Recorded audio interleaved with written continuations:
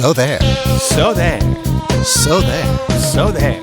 Let me know your thoughts. So there. So there. So there. Let me know your thoughts. Why do you keep saying, let us know your thoughts? Let me know your thoughts to me is a nice lead-in for So There. So There. Welcome to episode 41 of So There. I'm Gary Doyle. I know you're waiting for and Tom Karamitis, but no, I'm Gary Doyle, because if you've listened to us, if you've listened to the last episode, you would know that the latest two episodes of So There are going to be a bit of an experiment.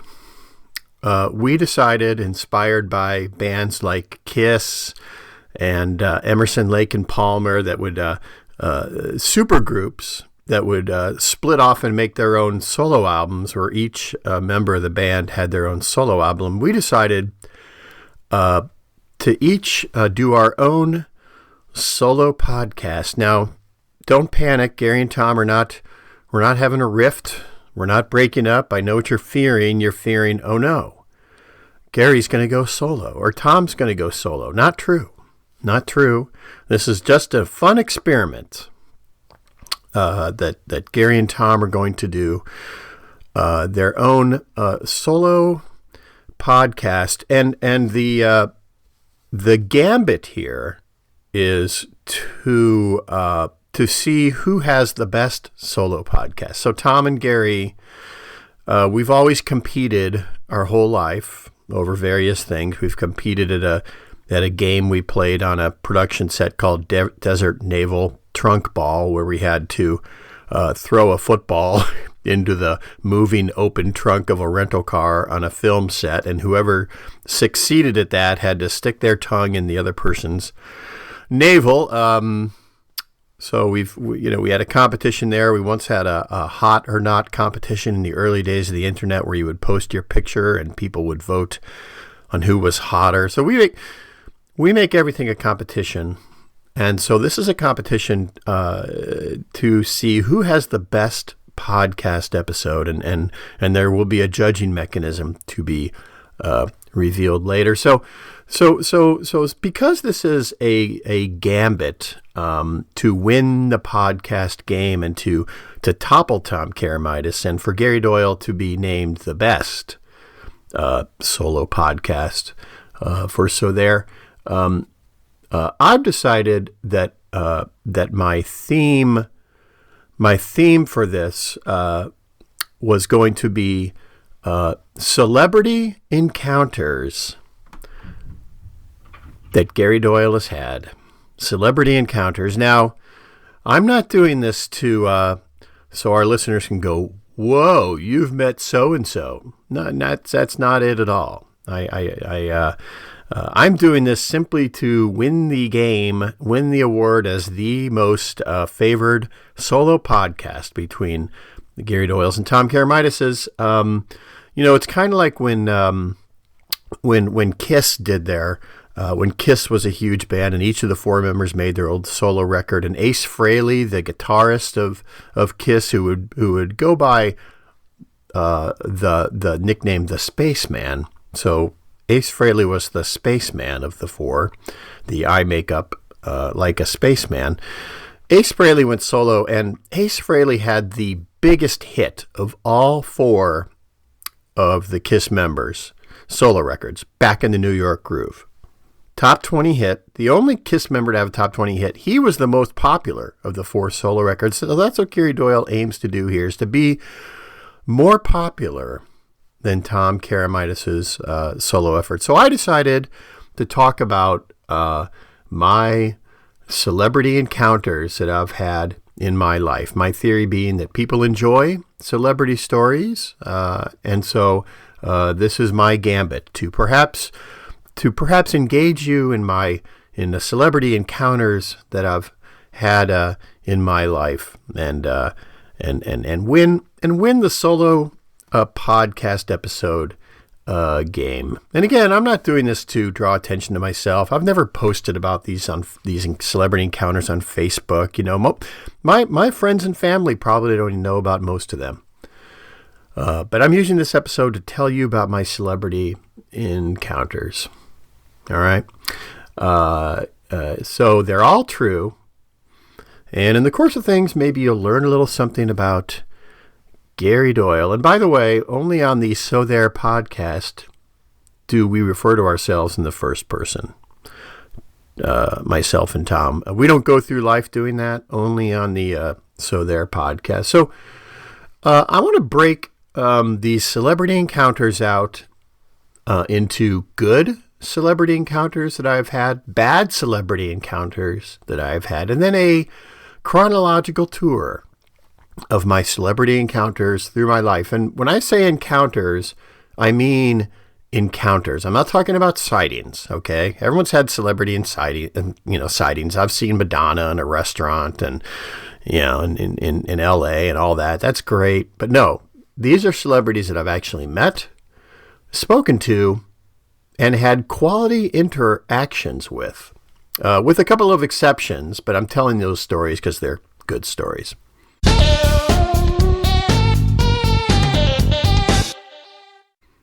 All right, so let's talk about the good ones first. When I was back in 2000 and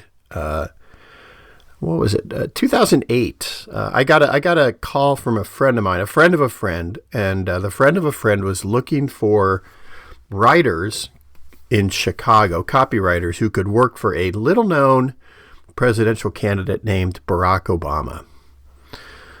So I knew a little bit about Barack Obama. He was a U.S. Senator from Illinois, and I liked him. I liked his Democratic National Convention speech in 2004. And so I'm like, sure, I'll work for Barack Obama. So it was early in the Iowa caucuses, and Barack Obama was pretty much a nobody, but I agreed to work for his campaign. And they said, we need taglines. We need taglines and we need TV commercials. So in the Iowa caucuses, I wrote a bunch of scripts. I wrote a whole bunch of taglines, a couple of which were "Yes, we can," and "A politician we can believe in," which they changed to "Change we can believe in." But it was a great experience, and a little later on, so we ended up winning the Iowa caucuses, and actually after that, it was ironically his campaign said, you know what, now that he's blown up, we really need to close ranks around this campaign. We just can't have random people working on it. So they ended up going to a professional Washington D.C. Ad firm that specialized in political marketing. So I didn't work on the campaign after the Iowa caucuses, but he won. His campaign blew up, and a little bit later on that summer, I got a chance to meet him. So an email went out, and it was like, there's a very small gathering at a art gallery in Chicago. This was a month or two before the Democratic National Convention, and it's a very small gathering for donors and people that have worked on his campaign. So I went to a gallery in River North, about probably 200 or 300 people there. Got to meet Barack Obama. I stood about 5 feet from him when he literally got up on a soapbox and gave a speech to this small group. Afterwards, he was kind of working the rope line. He made his way down to me, and I, explained what I did, and I said, how you holding up with the primaries and all that? And he goes, I'm doing good, man. He said, how are you holding up? Which I thought was very cool. So that's one of my good celebrity encounters. Another one was I was in 2004. I took my family to see the Vote for Change concert tour with Bruce Springsteen, REM, and a couple other acts. And this was when John Kerry was running against George Bush.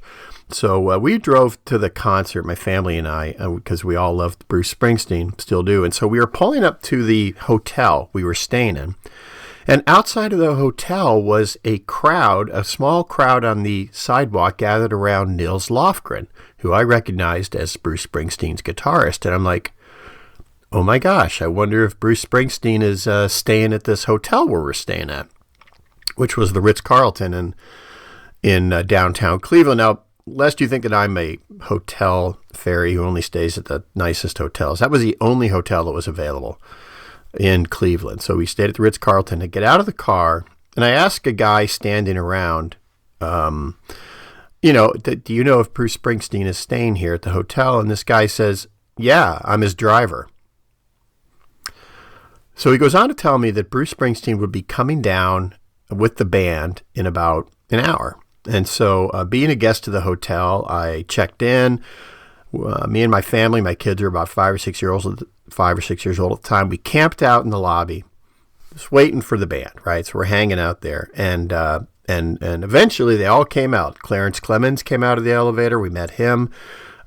Steve Van Zandt, Max Weinberg, the drummer. We met all of them, and then about a few minutes later, the hotel personnel came up to us and said, you got to clear the lobby here because you just got to clear the lobby, and we knew why, but we went outside of the hotel entrance, right outside of the hotel entrance. There was a big crowd across the street, but because we were guests of the hotel, we got to stand at the hotel entrance at least, and finally out walks Bruce Springsteen. And Bruce walks out, the crowd across the street goes nuts. And I'm standing about 10 feet away. And I did the classic, Bruce. Now he looks over at my kids. My 5 to 7-year-old kids are all wearing Bruce Springsteen shirts. And he goes, come on over here. And we kind of froze like, what? And he goes, get over here. Waves us over. So we come over. He's with his, handlers and stuff. And we proceeded to have the nicest chat with him. Could not have been nicer. Signed autographs. Talked a little bit for a few minutes about the tour. And at the end, he's signing for us. We're taking pictures. And we ran out of paper. And my son, Tucker, was the last person who didn't get an autograph. And I'm like, it's okay. We've taken up enough of your time. And he goes, no, hold on. And so he says, he gets a piece of paper from somewhere, signs for Tucker, says, something to Tucker, writes a piece of paper and says, hey guys, I'll see you later. And it was just so cool. I mean, he was cool, but the fact that he was like, no, I want you guys all to get an autograph. And he signed for Tucker, and that was awesome. I also once shared I was once seatmates with Yo-Yo Ma's cello. I can explain. Yo-Yo Ma was sitting in, again, this was when agencies used to fly people first class. I was sitting in first class, and Yo-Yo Ma, the cellist, got on next to me. He got on across the aisle from me, and the flight attendants placed his cello in the seat next to me. So I was a seatmate with Yo-Yo Ma's cello. I guess he didn't want to put it in baggage claim for obvious reasons. It's a priceless cello, but, he couldn't put it in the overhead. So I guess whenever he travels, he buys a ticket for his cello. And so I sat next to Yo-Yo Ma's cello, at the end of for the 3-hour flight back from L.A. to Chicago, and at the end of the flight, I chatted a little bit with Yo-Yo Ma, and he asked how it was, and I go, well, the cello talked my ear off, but other than that, it was fine, and Yo-Yo Ma got a laugh out of that. My final good celebrity encounter story is when I was staying at the Four Seasons Hotel, and I used to stay there a lot back when I worked for Leo Burnett, back when agencies had money to put people up at the Four Seasons, places like the Four Seasons Beverly Hills. They don't anymore. But I was staying at the Four Seasons Beverly Hills, and I brought my wife and at the time, my 2-year-old daughter, Maddie, came out to visit me. And so we went by the pool one day, and we're hanging out, and Maddie's kind of splashing around in the water, and Lisa's over in one of the chaise lounges over there, and Sigourney Weaver walks up. And this was Sigourney Weaver at the height of her, like, Ghostbusters fame. And Sigourney Weaver walks up with her 2-year-old girl, who was also named Madeline, ironically enough. So her daughter gets in the pool, and Sigourney Weaver starts just sitting down and chatting with me. And I didn't let on that I knew she was Sigourney Weaver. I was just playing it trying to play it cool. But, we're just talking. She's like, do you mind if, my daughter plays your daughter? I'm like, sure. So they're splashing around the pool. And we're talking about, I'm like, so she's like, what do you do? And I work in advertising. I'm like, what do you do? And she goes, I'm an actress. We're like hanging out and talking, just chatting about parenthood and living in LA and what it's like to raise a kid in LA for her. And just like normal people. And at some point, I looked over at Lisa, just glanced over at her, and she's about 20 feet away in the chair. And she makes this expression and mouths, "Oh my God." Like she knew what was going on. So for about 20 minutes, I was just hanging out and talking to Sigourney Weaver. And it was pretty cool. She was cool, and she was gorgeous.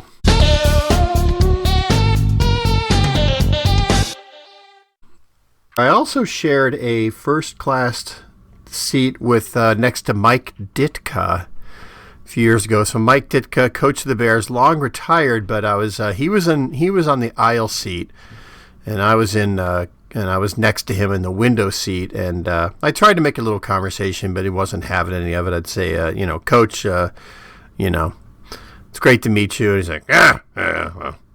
And the crazy thing about Ditka was, we were in first class, and all the passengers who passed him on the way back to Coach, practically every single one said something to him. It's like, hey, Coach, how you doing, Coach? Looking great, Coach. Good to see you, Coach. Great job, Coach.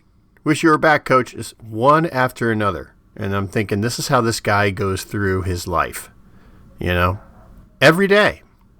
And I said that to him. It's like, it must be incredible to get this from people every day. And he goes, I only won one Super Bowl. No, that's no big deal. All right, so those are the good celebrity encounters. Now I want to tell you about a few bad ones.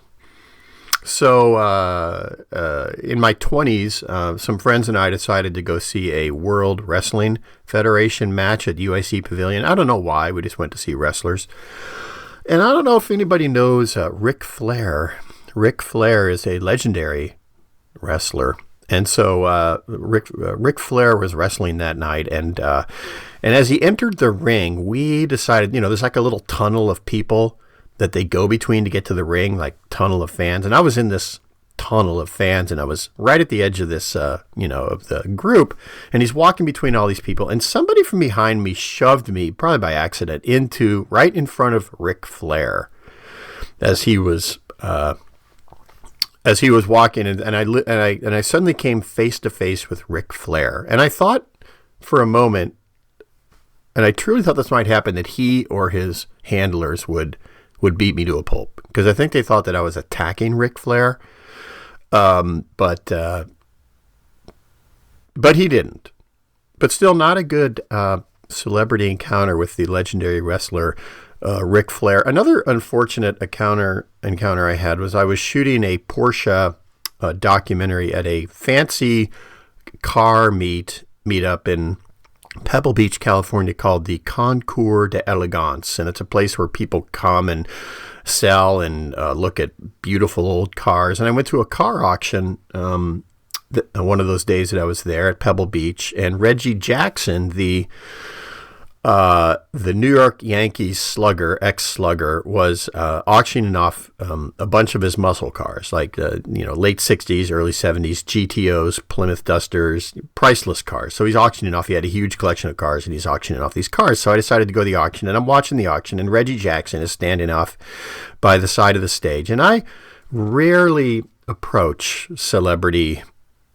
I hardly ever approach celebrities, but as I was leaving to go back to my hotel room, I walked by Reggie Jackson, and he was standing with a couple of his flunkies or whatever. And I decided to go up to him, and I said, "Excuse me, Mr. Jackson." And he didn't say anything to me. He just looked at me. And I said, I just wanted to say that as a kid, I watched you growing up. I enjoyed your performances. You inspired me, gave me a lot of great moments in my life. And for that, I wanted to thank you.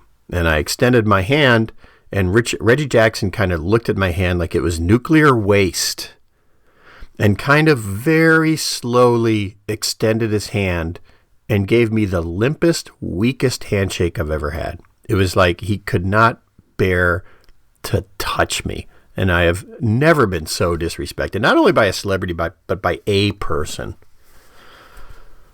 By Reggie Jackson. So, Reggie Jackson, not a good person. Finally, my last bad celebrity encounter was I was staying at the Wynn Hotel. I go to Las Vegas a lot. I like to gamble. So I was at the Wynn Hotel with friends, I don't know, maybe 10 or 15 years ago, and I went to the restroom, and so I passed by one of his nightclubs, one of the Wynn nightclubs, and it was, bumping on a Saturday night, and standing outside the club, kind of observing the club, and the line outside the club was Steve Wynn.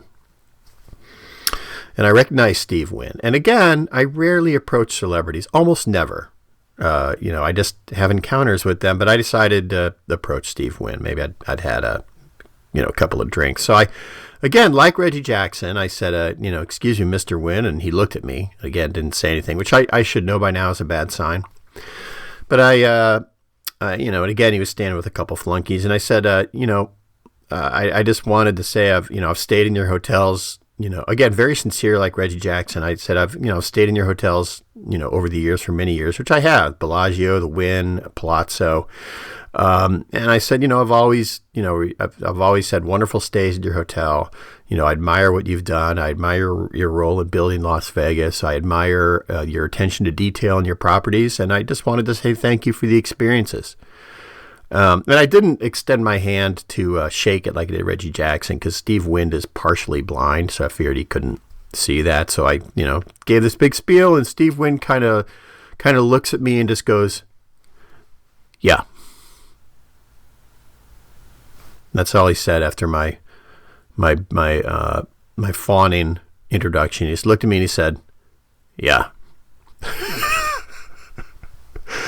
So not a good celebrity encounter with Steve Wynn. So those are some good ones and some bad ones. And now I'd like to give you a chronological tour of my celebrity encounters through my life. Some very quickly, some I'll tell a little quick story. So when I was about 10 years old, I met Rosalind Carter, who was President Jimmy Carter's wife. In college, I met Gordon Gano of the Violent Femmes. I worked as an entertainment reporter and at the student paper in Indiana, and I went to review a Violent Femmes concert at a little bar in Bloomington, Indiana, and Gordon Gano performed in a bathrobe and later came out after the show, and we had a good chat. Also covering a show for that tour, I met Gary U.S. Bonds, who wrote Quarter to Three. Maybe some of you don't know him, but a legendary soul singer. Had a near celebrity encounter with REM. So this is a near miss for Gary Doyle, and never met them, but I want to tell this story. So I went to review REM. A promoter.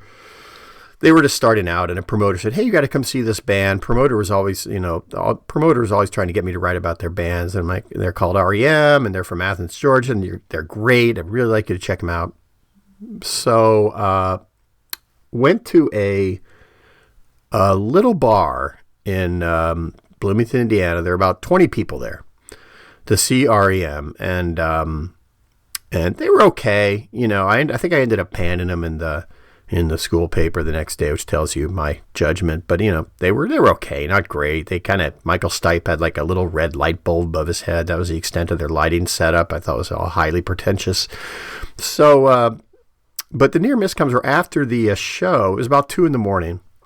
And after the show, the promoter, who was a friend of mine too, came up to me and said, "Hey, the band's going to go out for breakfast, REM. They're going to go out for breakfast. You want to come to breakfast with us?" And I thought about it, and I said, "Nah, I don't think so. I'm kind of tired." So that was my opportunity to have breakfast with REM, which I turned down. So moving on, in my early 20s, when I lived in Akron, Ohio, I played saxophone for a short time in a comedy act called Those Generics. And for one of the gigs, we opened up for Sam Kinison, late great comedian who used to scream a lot. And I met Sam Kinison backstage, delightful guy. And then I got a job at Leo Burnett, where, as I said, we used to go to L.A. and shoot commercials all the time. And as I said, we'd stay in the Four Seasons Beverly Hills a lot of times, and that was Celebrity Central. And there I met and talked to Morgan Freeman, Mel Brooks, David Duchovny. I talked about Sigourney Weaver. I was checking into the hotel one day, and this was pre-voicemail. All right, so pre-voicemail even, let alone pre-internet. And the Four Seasons used to have little pink slips on the front desk that would be messages for guests. I don't know why they put these pink slips on the front desk, but they would be. And so I'm checking in one day, and I see a message for a room like 714, and the name on the little pink slip was Lindsey Buckingham, the guitarist and songwriter for Fleetwood Mac. And Lindsey Buckingham has always been one of my musical heroes. So I'm like, well, I'm going to call Lindsey Buckingham. So I went back to my room, checked in, went to my room, and called Lindsey Buckingham. So I call him, dial the number, and sure enough, Lindsey Buckingham picks up. I remembered he had a very distinctive voice, and here's how he answered the phone. He said, "Yeah, hello." And I panicked, froze, and hung up the phone. I was overwhelmed by talking to Lindsey Buckingham, and I just kind of panicked and slammed the phone down. So it was a very distinctive, "Yeah, hello," but it was definitely Lindsey Buckingham. So that was my Lindsey Buckingham encounter. At Leo Burnett, I shot a lot of commercials with celebrities. I shot a commercial with Ken Griffey Jr., Tony Hawk, the skateboarder Tony Hawk, who was a stand-in for Tony the Tiger. Tony Hawk did the skateboard maneuvers, and they painted in Tony the Tiger over Tony Hawk. They animated him, so Tony the Tiger was doing skateboard maneuvers, and Tony Hawk wore an orange jumpsuit to match Tony the Tiger. Shot a commercial with Terry Labonte, which actually was co-written by my co-host Tom Karamitis. Met, of course, Terry Labonte and Dale Earnhardt. Dale Earnhardt, the Intimidator, stock car driver. Actually, the weekend that he died, we met him a couple days before at the Daytona Raceway. Met the Intimidator. Died a couple days later in a crash. Shot a commercial with Colin Powell. And my memory of that is I asked Colin Powell, his fundraising method, and he had a great because he had a charity called America's Promise, which he'd go around to CEOs and try and get money out of their companies. And I asked him, man, how do you go about doing that? And the phrase he used, and I never forgot it, was, I drop in, introduce myself. They usually know who I am, and then I put the touch on them. I always remember that phrase. I put the touch on him for money. Colin Powell, very sweet guy. Daniel Stern from Home Alone was a voiceover in some 7-Up commercials I did. I auditioned. I worked for a time on a campaign for Kellogg's Corn Pops. It had a lot of child actors in it, and it required some pretty serious acting chops, this particular campaign. And I auditioned a lot of child actors who ended up being big stars. Tobey Maguire, Spider-Man, was actually in a commercial we did. Another person I auditioned was Hilary Swank. So Hilary Swank comes in and auditions. She was like 12 years old. I thought she was very good. I tried to sell my creative director on her to be in the commercial, and he goes, I don't think she's very good. So I auditioned Hilary Swank. Wasn't in the commercial, but Gary Doyle, of course, was right about her. Was working on Fruitopia, a long-lost Coca-Cola brand, and we did a demo for a music track for Coca-Cola, and we decided, Tom Karamitis, who was producing the commercial, Tom Karamitis is a big fan of Emerson, Lake and Palmer, and we got the idea in our head. We needed a 60s-themed track for the commercial, and we got the idea in our head. I don't know if it was me or him, but to use Keith Emerson of Emerson, Lake and Palmer. Tom Karamitis had a personal connection with Keith Emerson, the keyboardist, legendary keyboardist in Emerson, Lake and Palmer. So, long story short, Keith Emerson did a demo for us. We didn't end up using it in the commercial, but we did end up partying with Keith Emerson in the founders room of the House of Blues concert venue in Hollywood. Went to the founders room. Eddie Money was playing that night, and we watched Eddie Money from the founders room. And I remember going to this party, this very private party with, Keith Emerson and other music industry people, and just being so scared they were going to make me do cocaine. I have never done cocaine, and I was worried they'd make me do it, but they didn't, thank goodness. But partied with Keith Emerson of Emerson, Lake and Palmer. At Leo Burnett and at CK where I work now, shot with many celebrity cinematographers. I've shot commercials with Roger Deakins, who shoots all the Coen Brothers movies, including No Country for Old Men. I've shot with Robert Richardson, who shot many of Quentin Tarantino's films, including Once Upon a Time in Hollywood.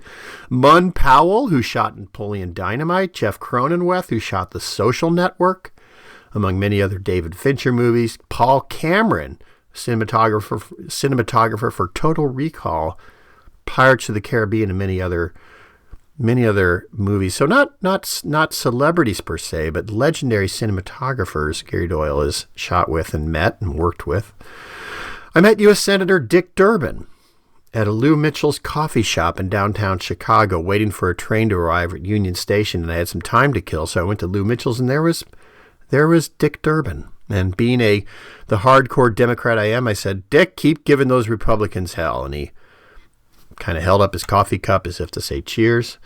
Met John Cusack outside the door of the Green Door Tavern in Chicago when he was filming 8 Men Out. Had a nice conversation with John Cusack. Jerry Seinfeld for Porsche. We were filming a Porsche documentary, and Jerry Seinfeld is a noted Porsche collector, so I interviewed Jerry Seinfeld for the documentary and met him. Don't know if any of you are familiar with the band New Pornographers, one of my favorite bands, but I got hooked up with them to meet them backstage through my job because I'd used their music in a commercial. So I got to meet them backstage. A.C. Newman, songwriter and singer for the New Pornographers, and Nico Case. Nico Case, the singer in the New Pornographers, who I chatted for a long time with A.C. Newman. Nico Case walked in at some point, and AC said, he also goes by Carl. Carl said, and this is Nico. Nico, this is Gary. And Nico was kind of bending over to get something out of her guitar case. He goes, hi, and she goes, hi, I'm Nico, and this is my ass.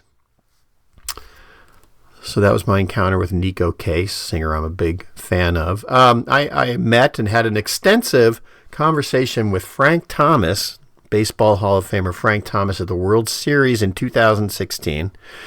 The one the Cubs won. I got a ticket to a game in Cleveland through one of my clients. Ended up sitting in the MLB box and met Frank Thomas before the game. And this was game 2 of the World Series. And I said to Frank Thomas in our conversation, I said, who do you think is going to win this series? And Frank Thomas said, the first visiting team to win, right, will win this series. That was his note. And sure enough, the Cubs won that game, game 2 in Cleveland, and went on to win the World Series. Frank Thomas was right. I met Ryne Sandberg. He lives in Cubs great Ryne Sandberg lives in Lake Bluff, so I met him at a Little League game in Lake Bluff a couple of years ago. Benmont Tench, who many of you may not know, but Benmont Tench is the longtime keyboardist of Tom Petty. Tom Petty and the Heartbreakers. And I'm a Tom Petty fan, so I know Benmont Tench is, but I was having dinner at a sushi place in L.A. with a friend of mine, and my friend saw Benmont Tench at the restaurant, and he's a friend of Benmont Tench, so he says, hey, I'll introduce you. And so I met him. He was having dinner with a date. We chatted a little bit. Again, I didn't let on I knew who he was. I just said, hey, Ben, how you doing? He goes, good, how are you? And we talked about it, and I said, so what do you do? And he goes, oh, I'm a musician. I play keyboards in a band. Which I thought was so cool. He didn't say I played keyboard in Tom Petty's band. He said, I play keyboards in a band. Which I thought was amazing. Last year I shot with Blake Griffin of the Detroit Pistons for one of commercials. So that's my tour.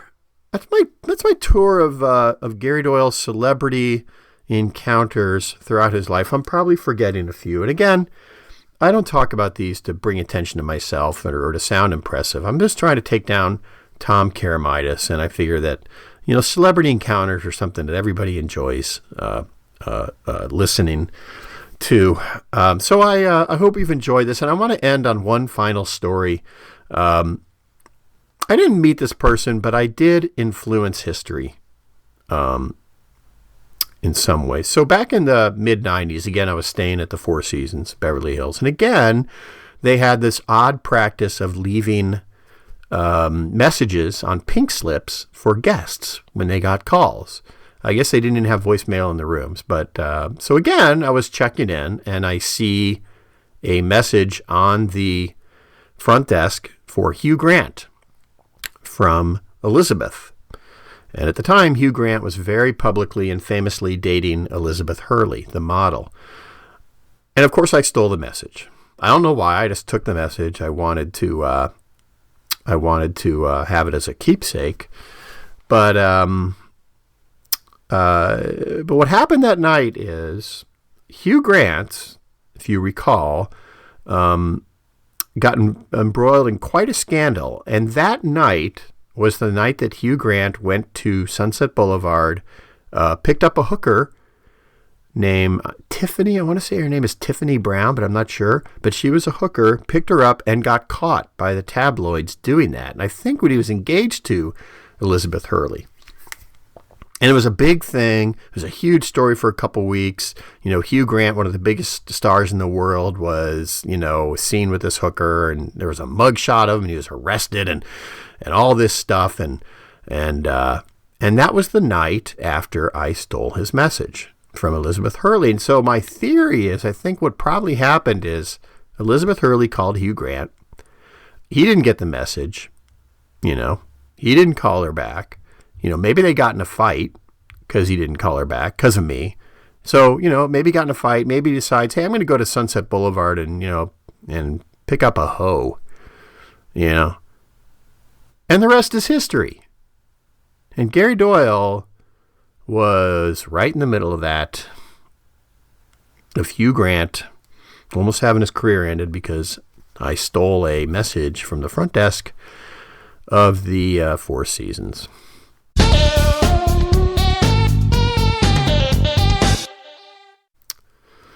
Actually, as I was telling this, I wanted to think of, I thought of one more celebrity encounter that I had. And again, I if you've listened this far, thank you.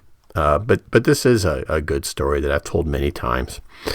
But I'll leave you with this. I was working on True Value Hardware, the hardware store chain at Leo Burnett, and we went to the hardware convention. This was back in the 90s, maybe late 90s. Went to the hardware convention in Texas, I think, and this big national convention for these hardware retailers. And Florence Henderson of the Brady Bunch, the mom in the Brady Bunch, was the guest of honor at the convention. So we went to the convention, and we're touring the various booths, and there's Florence Henderson's booth, and she's, signing autographs and handing out headshots. I'm like, well, I want to meet Florence Henderson, because I was a big Brady Bunch fan at the time, or when I was growing up. So, go over, introduce myself to Florence Henderson. She's very nice, very friendly. She looks like the mom from the Brady Bunch. She looks like Mrs. Brady. But anyway, I meet Florence Henderson, and I'm chatting with her, and, we're having a nice chat.